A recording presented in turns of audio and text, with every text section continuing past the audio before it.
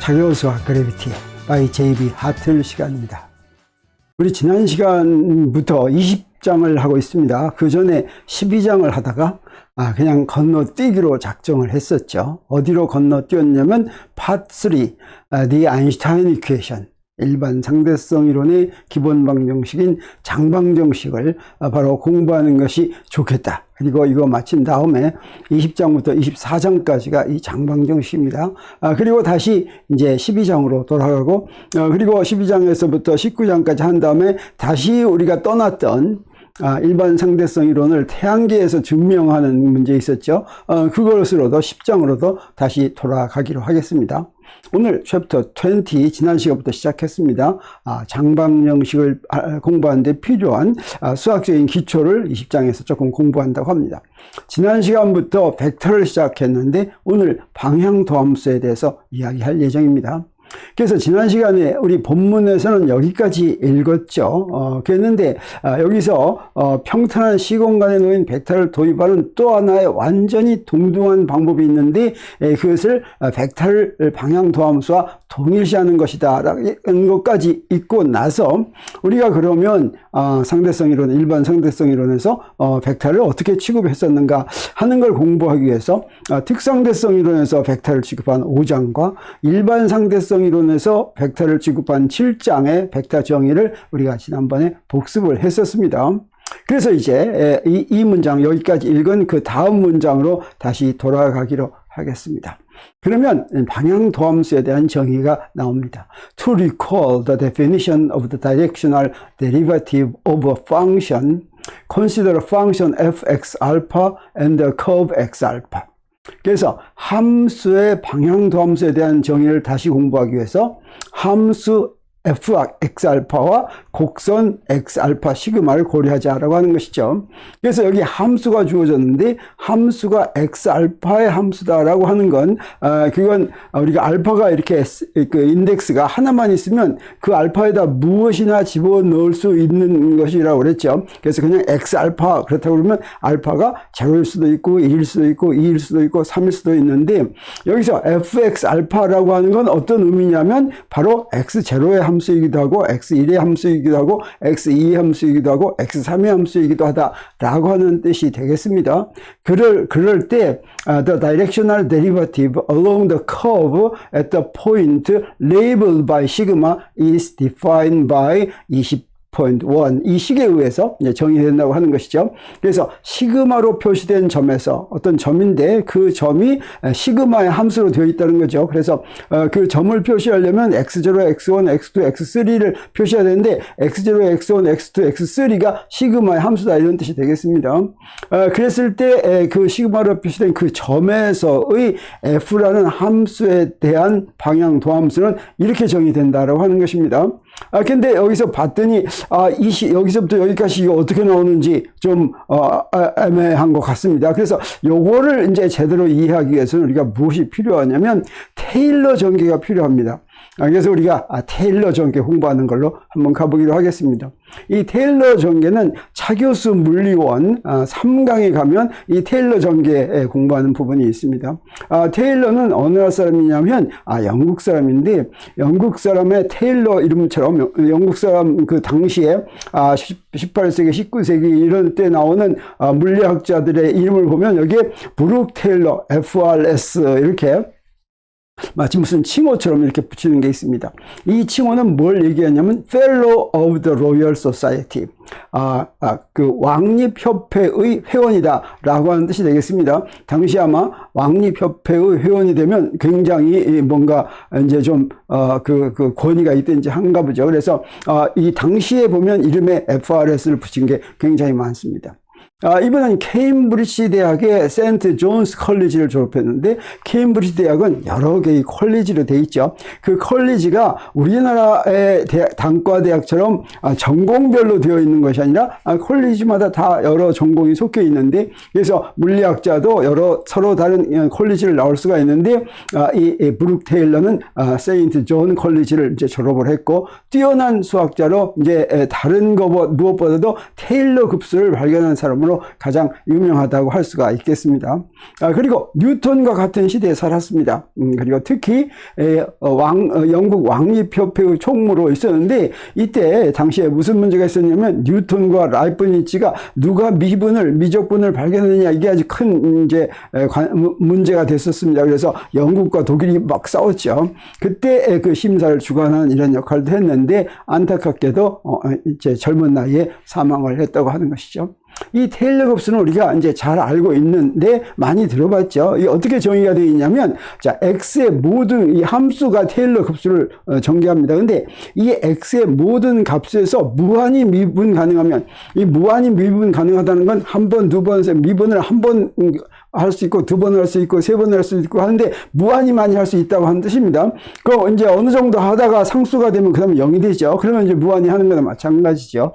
이때 미분 가능하다라고 하는 뜻은 뭐냐면 연속이고 어떤 점에서든지 그 점에서 미분을 하면 만약에 연속이더라도 미분 가능하지 않으면 이렇게 뾰족한 데서는 어떠냐면 미분 가능할 때는 항상 그 변수를 한쪽에서 0으로 보내죠. 그랬을 때 왼쪽으로 0으로 보냈을 때하고 오른쪽으로 0으로 보냈을 때 같지 않으면 다시 말하면 미분은 우리가 어떤 선이 있으면 그 선의 어떤 점에서의 미분은 접선의 기울기라고 하죠.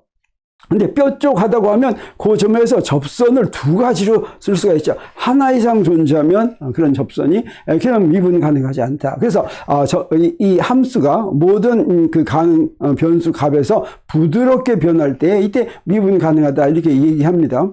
그러면 이걸 테일러 곱수로 이렇게 전개할 수가 있다고 하는 것입니다.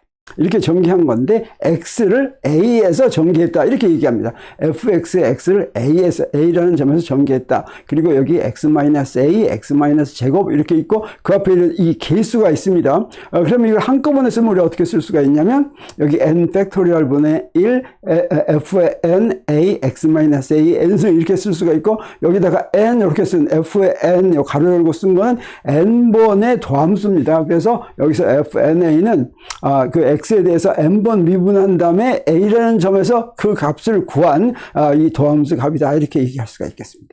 이 테일러 곱수는 무한히 계속되지만 이건 이제 항상 정확합니다. 그래서 이 테일러 곱수를 n은 무한대까지 더하면 정확하게 성립하는데 예를 들어서 직선 같은 이런 선이 있다면 테일러 곱수가 항이 여러 개 있지 않고 그냥 하나로 끝나버립니다. 그러겠죠. 그 다음 항들의 개수는 전부 0인 것이죠. 그래서 아무튼 있는 테일러 곱수로 전개했을 때 그걸 이제 아주 많은 게 있다면 그걸 다 더하면 가능한 걸 다 더하면 항상 정확하게 성립한다라고 하는 걸 이제 알 수가 있는데 이거 증명은 정말 간단합니다. 다시 말하면 이렇게 하나씩 전개했을 때 이 앞에 개수가 이렇게 되는 것만 보이면 되겠죠. 그래서 이걸 이제 이렇게 개수를 모른다고 하겠습니다. 이렇게 모른다고 하고 나서 이제 이 개수를 하나씩 구하는데 이때 구할 때 a라는 개수는 어떻게 구하면 되겠습니까? a는 x에다가 a를 대입하면 a만 빼고 스몰 a를 대입하면 라지 a만 빼고 나머지는 전부 다른 항들은 다 0이 되죠. 그래서 a는 뭐가 되냐면 x는 스몰 a를 대입하면 a는 fa. 요게 그 테일러 전개의 첫 항입니다.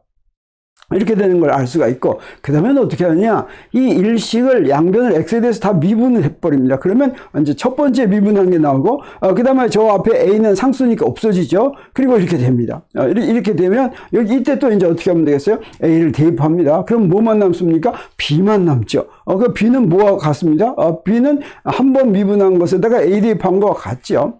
그리고 또 어떻게 하냐 이제 또 한번 x에 대해서 또 미분합니다. 그럼 뭐만 남겠습니까? c만 남는데 이때는 이제 그냥 c가 아니라 2에다가 c를 곱한 게 되죠. 그리고 나서 또 x를 a를 대입할 것 같으면 어떻게 됩니까? 그러면 c를 구할 수가 있는데 c는 2분의 1 하면서 f 두 번 미분한 것에 a 값 이렇게 하는 거죠. 근데 2분의 1은 2 팩토리얼 분의 1과 마찬가지가 되겠습니다. 그리고 또 한 번 미분하면 어떻게 됩니까? 또 한 번 미분하면 이제 c도 없어지고 d만 남는데 d의 경우에는 3 곱하기 2 곱하기 d가 되고 3 곱하기 2 곱하기는 3 팩토리얼이나 마찬가지입니다. 그래서 여기다 또 x는 a를 대입하면 뭐가 되겠습니까? 그러면 d는 3 팩토리얼 분의 1, 그 다음에 세 번 미분한 것에 a 이렇게 한 게 되겠죠. 그래서 우리 이제 증명한 거나 마찬가지. 이러면 이제 앞으로 계속 이렇게 하면 될 거라는 거 하니까 n번째 도함수가 들어있는 건 여기 n 팩토리얼 분의 1이 될 건 우리가 이제 바로 알 수가 있겠습니다. 자, 이렇게 이제 증명을 할 수가 있는데 테일러 급수는 크게 두 가지로 표현할 수가 있습니다. 지금 아까 한 거는 x를 갖다가 a의 점으로 이제 전개를 했는데, 그건 무슨 얘기냐면, 자, 이런 함수가 있다면 여기에 있는 a에 있는 이제 함수값으로 이 점에서의 함수값, 이 점에서의 1차도 함수값, 이 점에서의 2차도 함수값, 이걸 가지고 뭘 표시하는 겁니까? x에 있는 함수값을 표시하는 거죠. 이게 바로 이 식이 되겠습니다. 이걸 어떻게도 쓸 수가 있냐면, 여기 x-a 이렇게 쓰지 않고 여기 있는 거를 a의 n승 이렇게 쓰면, 그러면 x 플러스 a는 a의 n승으로 이렇게 전개할 수도 있습니다. 이 얘기는 무슨 얘기나 마찬가지냐면, 여기가 바로 x인데, 여기가 x인데 요 x에서의 값을 가지고, 요 x에서의 값이죠, 그걸 가지고 x 플러스 a에서의 값을 이제 알게 하는 이런 전개 방식이 되겠는데, 그래서 여기는 x 대신에 x 플러스 a, 여기 x 대신에 x 플러스 a가 되는 것이고, 그 다음에 여기는 a 대신에 x를 쓴 거, a 대신에 x를 쓴 거. 그래서 요 두 개는 똑같은 식이다라고 하는 게 우리가 알 수가 있습니다. 그래서 여기 fx는 하고서 x-a로 전개할 수도, x-a의 n승으로 전개할 수도 있고, 그 다음에 여기 x 플러스 a의 함수를 구하면서 a의 n승으로 이렇게 전개할 수도 있다라고 하는 걸 우리 알 수가 있습니다. 그래서 이 테일러 급수는 무한히, 테일러 급수가 이제 n은 0에서부터 무한대까지 더하는 것인데, 이 무한히 더하면 이건 항상 정확하게 성립하는데, 그러면 테일러 급수는 어디에다 주로 이용을 하냐 하면 이걸 근사식으로 이용할 때 씁니다. 자, 그래서 테일러 급수가 이렇게 되어 있는데, 이때 a 값이 무엇이든지 이거 다 더하면 항상 성립한다고 그랬죠. 근데 이게 이용될 때는 요 a를 굉장히 작다고 하면, a가 1보다 굉장히 작으면 어떤 근사식이 성립하냐면, 여기에 있는 a 제곱이나 a 3승이나 이런 걸 0으로 무시할 수가 있습니다. 그래서 첫 번째 항까지만 할 수가 있는 거죠. 그래서 fx 플러스 a는 fx하고서 그 다음에 f1까지 요걸 근사식으로 쓸 수가 있는데, 근데 우리 독립변수가 두 개인 테일러 급수도 만들 수가 있습니다. 그래서 독립변수가 두 개인 테일러 급수는 x 플러스 a하고 y 플러스 b라고 한다면 이런 식으로 전개되는데, 요게 이 전개상수가 이렇게 되는 거, 요거는 이제 보면은 그럴듯하죠. 그리고 요것도 증명은 어떻게 하면 되겠습니까? 아까처럼 놔두고 x에 대해서 한 번 미분하고 0 대입하고, 두 번 미분하고 0 대입하고, 이런 식으로 해서 구하면 되겠죠. 자, 그래서 요거 이제 요런 뜻인데, 이런 뜻인데, 여기서 가로 열고 0, 1 하면 요거는 x에 대해서는 편미분하지 않고 y에 대해서는 한 번 편미분한다, 이런 뜻이 되겠습니다. 그리고 독립변수가 이렇게 두 개가 있으면 여기 요 위에 있는 건 편미분이라는 뜻이 되겠죠. 그러면 이 식은 무한이다 더하면 항상 언제나 성립하지만 이것도 근사식으로 이용할 수가 있겠죠. 어떻게 됩니까? a가 1보다 작고 굉장히 작고 b도 1보다 굉장히 작으면 어디까지만 이용하면 되겠어요? 네, 첫 번째 미분한 것까지만 이용을 하면 되겠죠. 그러면 바로 이런 근사식을 쓸 수가 있는데, 근데 이 a와 b가 만약에 x에 대한 미분이고 y에 대한 미분이라고 하면, 이 미분의 개념이 뭐라고 그랬습니까? 미분은 차분이 굉장히 작은 것인데, 그래서 dx는 x 프라임 빼기 x, 즉 dx 차분인데, 이 차분이 얼마나 작아야지 미분이라고 하냐면 제곱하면 0으로 놓을 수 있는 게 된다 그랬죠. 그래서 테일러 급수에서 a를 dx라고 놓으면 a 제곱, a 3승 이런 건 다 0이 되는 거죠. 그리고 b를 dy라고 놓으면 b 제곱, b 3승 이런 건 다 0이 되는 거죠. 그러면 이때 아까는 근사식이었는데 이런 근사식이 아니라 이건 정확한 등식이 됩니다. 그래서 f가 x 더하기 dx, y 더하기 dx에서의 값은 fxy에다가 f를 x에 대해서 편미분한 것에 dx를 곱하고 y에 대해서 편미분한 것에 dy를 곱한다라고 하는, 이거는 근사식이 아니라 정확한 식이다, 이렇게 얘기할 수가 있습니다. 그러면 이렇게 정확한 식을 쓸 것 같으면 여기 f를 이쪽으로 보내면 저 fx 더하기 dx하고 y 더하기 dy는 나중 f값이고 fxy는 처음 f값이죠. 이걸 뭐라고 쓸 수가 있습니까? f에 대한 미분이다, 이렇게 쓸 수가 있죠. 그래서 f에 대한 미분은 파셜 x분의 파셜 f dx 더하기 파셜 y분의 파셜 f dy 이렇게 쓸 수가 있습니다. 그런데 여기 x와 y가 매개 변수 시그마에 의존한다. 이 시그마는 예를 들어서 시간 같으면 x가 t 함수다, y가 t 함수다, 뭐 이런 거 되겠죠. 뭐 다른 것도 이제 이런 매개 변수가 있을 수 있겠습니다. 그러면 어떻게 하냐? 이 양변을 d 시그마로 나눌 수가 있겠습니다. 이 시그마에 대한 미분은 이건 이 숫자처럼 이렇게 나눌 수가 있죠. 그러면 d 시그마분의 df는 파셜 x분의 파셜 파셜 F D 시그마분의 DX. 요거 DX하고 DY를 D 시그마로 나눈 것 뿐이에요. 자, 이게 바로 뭐냐면 독립변수가 두 개인 경우 체인룰이다. 우리 이렇게 얘기할 수 있습니다. 그래서 요걸 바로 그걸로 우리가 이해할 수 있다고 하는 것이죠. 그래서 여기서 요 부분, 요게 뭐냐면 요게 입실론이 무한히 0으로 가는 거죠. 이게 바로 미분으로 가는 거나 마찬가지입니다. 요 입실론이 D 시그마인 거나 마찬가지예요. 그래서 요 무한히 0으로 간다라고 하는 표시를 미분으로 표시하면 없애도 좋습니다. 그래서 입실론 대신에 D 시그마를 쓸 것 같으면 요건 fx 알파 시그마 더하기 D 시그마 빼기 fx 알파 시그마 이렇게 되는 거죠.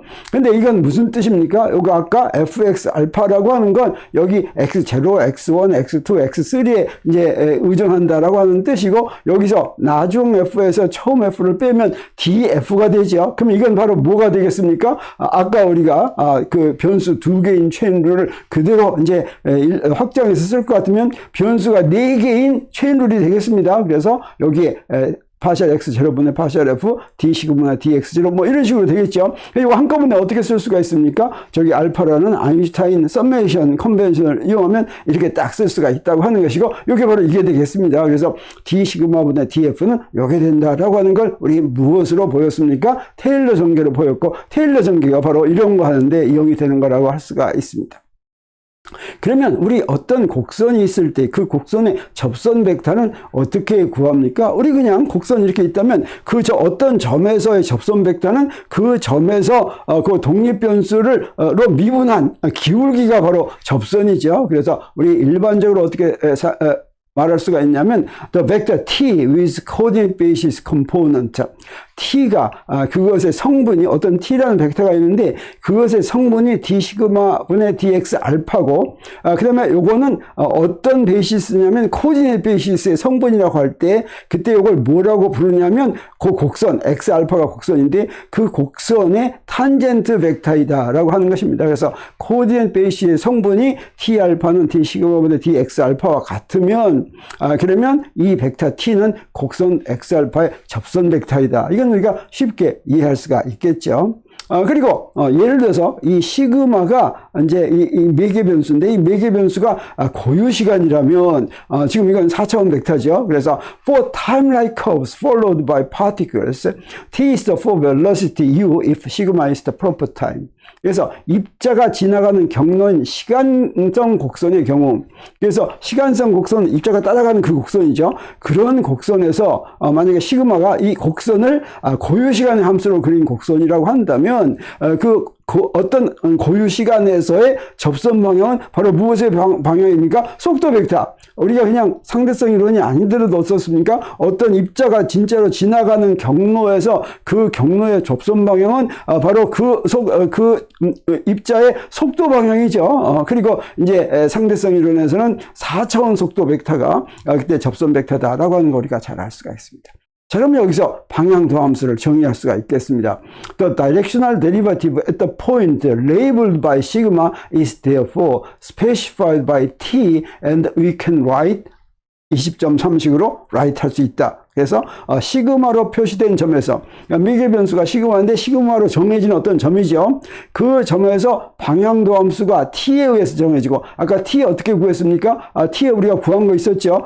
t라는 벡터는 그것의 알파 번째 그 코디네이트 베이시스 성분이 d 시그마분의 dx 알파였죠. 그렇게 정해지면 그런 의미에서 방향도함수를 어떻게 정의하냐면 자 그래서 이게 바로 그 점에서 방향도함수다.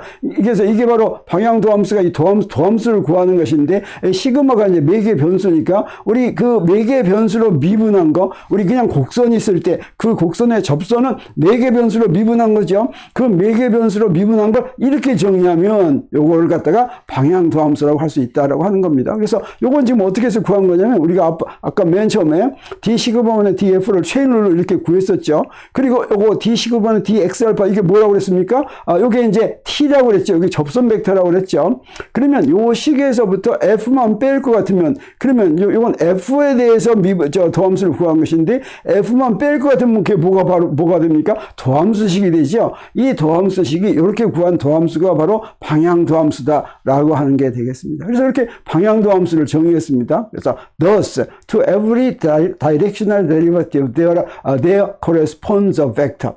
그래서 다이렉셔널 데리바티브가 있으면, 이렇게 방향도 함수가 있으면 그 방향도 함수는 항상 그 벡터하고 이제 대응된다는 거예요. 이거 어떤 점에서 방향도 함수다라고 하면 그 방향도 함수는 어떤 방향의 방향도 함수다 이렇게 얘기하는 거죠. 그 어떤 방향이 바로 t로 정의된다고 하는 거죠. 그래서 그렇게 벡터가 하나 이제 대응이 된다. 이처럼 방향도 함수마다 벡터가 하나 대응한다.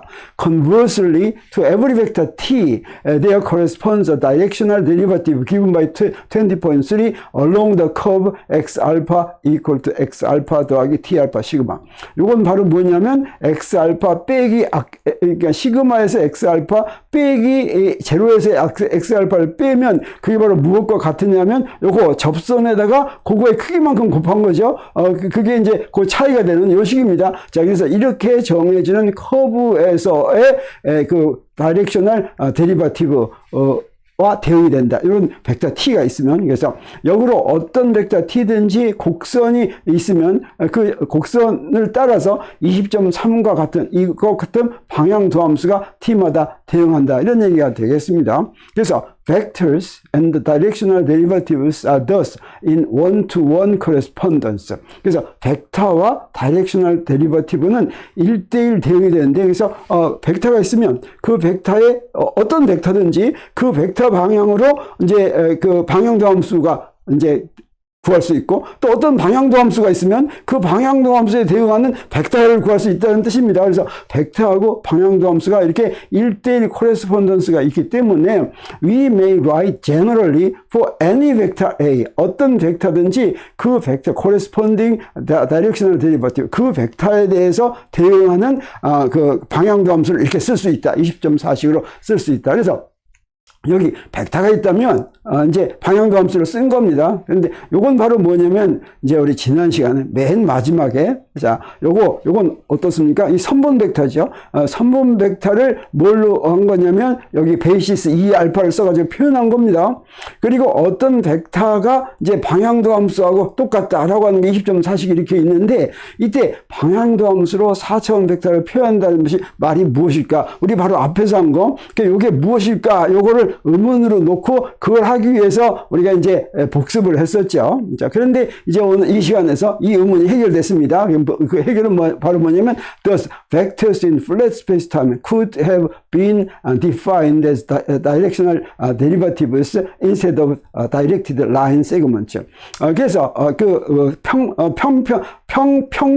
평평한 시공간에서는 우리 다이렉셔널 데리버티브 선분으로 표시한 벡터 대신에 다이렉셔널 데리버티브로 벡터를 대표할 수 있다라고 하는 그런 말인데, 우리 이제 다음 시간에는 어떠냐면, 이건 지금 평탄한 플랫 스페이스 타임 얘기입니다. 근데 커브드 스페이스 타임에서는 이 벡터를 방향도 함수로 표현하는 건 가능하지만, 근데 그 선분으로 라인 세그먼트로 표현하는 건 불가능한데, 이건 우리가 사실 앞에서도 9장에서도 그 얘기를 했습니다. 그래서 휘어진 커브드 시공간에서는 그 벡터를 표시할 수가 없다. 한 점에서만 벡터를 표시할 수가 있다고 그랬죠. 그러면 이제 그래서 크기를 갖는 벡터의 방향을 이제 그 휘어진 시공간 전체에서 표시할 수가 없어서 그 점에서만 정의할 수가 있는데, 근데 그런 벡터도 우리 이렇게 방향도 함수로 표시할 수 있다라고 하는 걸 우리가 다음 시간에 이제 더 자세하게 알아보기로 하겠습니다. 오늘은 여기서 마칩니다.